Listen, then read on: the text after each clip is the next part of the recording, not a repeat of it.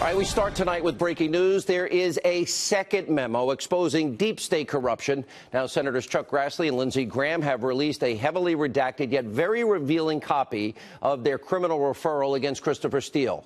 Now, these revelations are beyond stunning and continue to prove the Clinton campaign and the Obama administration were working together to target the Trump campaign. Here are the findings from this new memo. This is just released today, not the old memo on Friday. We got to keep up here.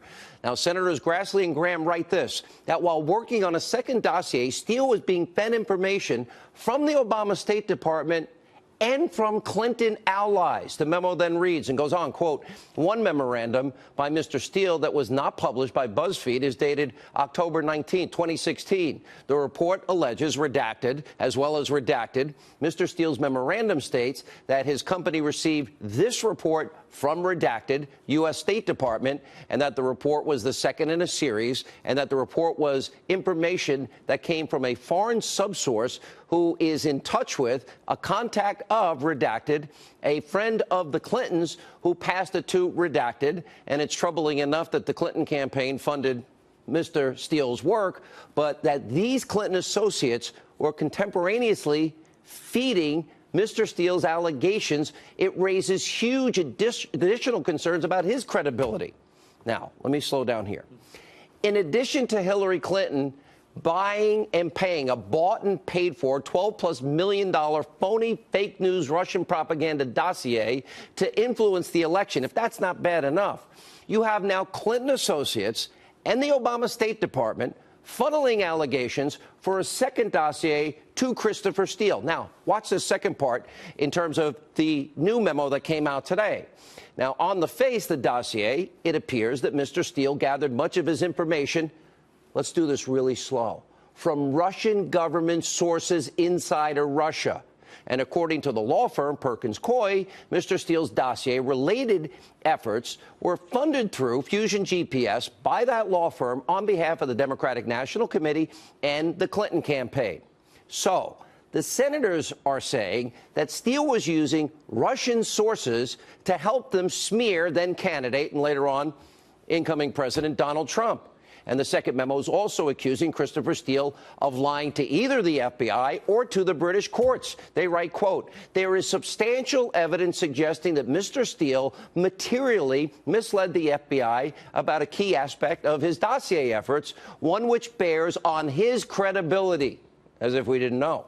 Now, this new memo out tonight also details how Christopher Steele was briefing several mainstream media outlets, fake news outlets, in the summer and the fall of 2016 about his first fake news dossier.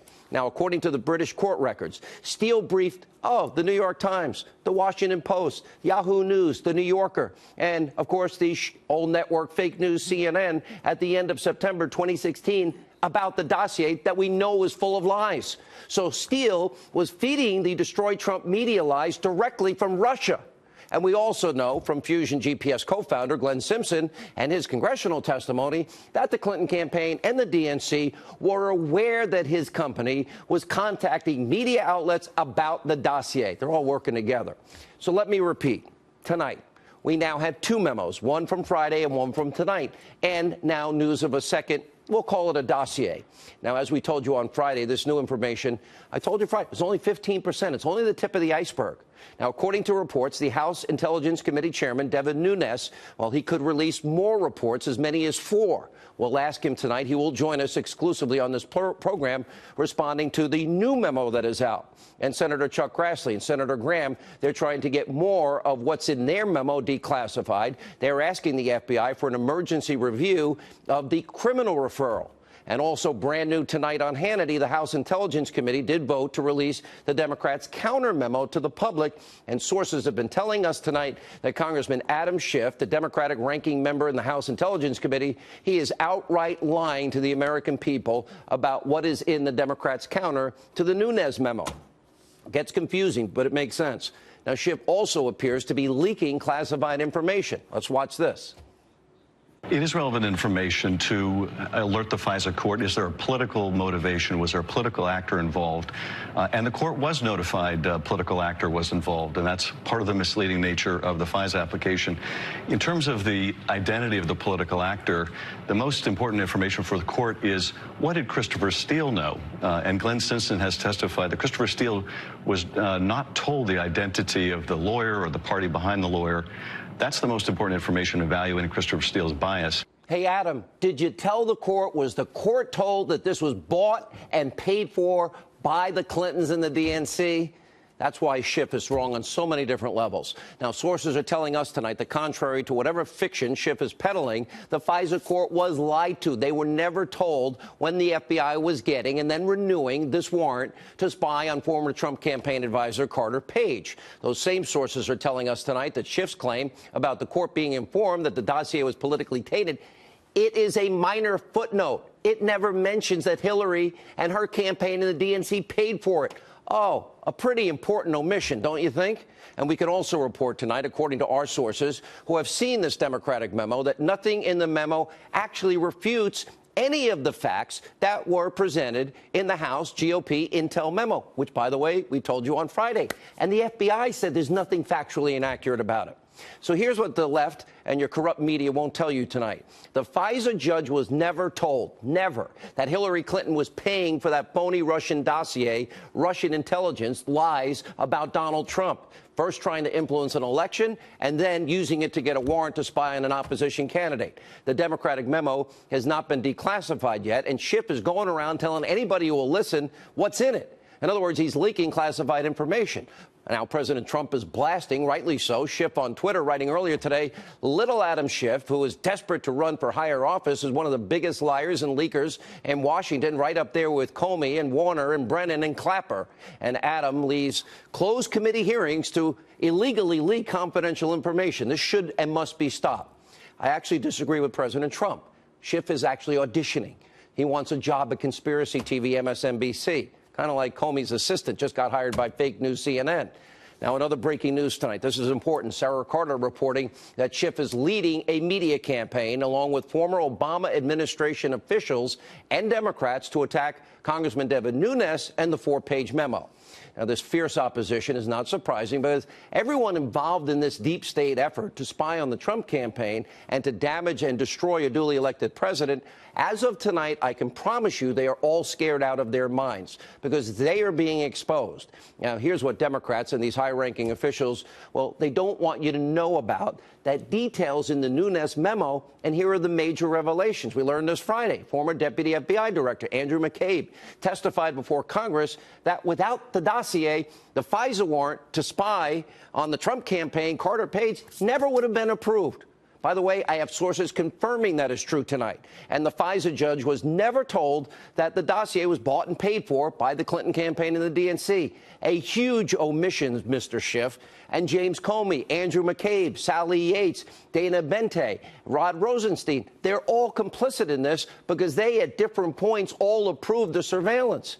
And the FBI then used this Yahoo News article written by Michael Isikoff about a Carter Page trip to Russia to corroborate the phony dossier. The problem with that is the source for the story for Isikoff was Christopher Steele. So the FBI never corroborated the information from two independent sources, and they presented it to the judge like it was two sources corroborating the same thing. That was never the case.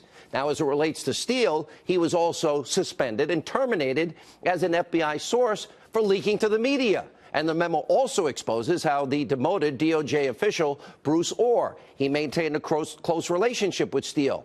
And we know that Bruce Orr had an office just 4 doors down from Deputy Attorney General Rod Rosenstein. And we know Orr's wife, Nellie, was working for Fusion GPS. Nellie was hired specifically, well, to build that Trump dossier.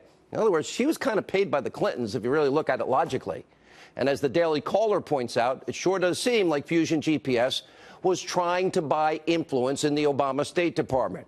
And Bruce Orr revealed that during September 2016, Steele said he was, quote, desperate that Donald Trump not get elected, was passionate about him not being president.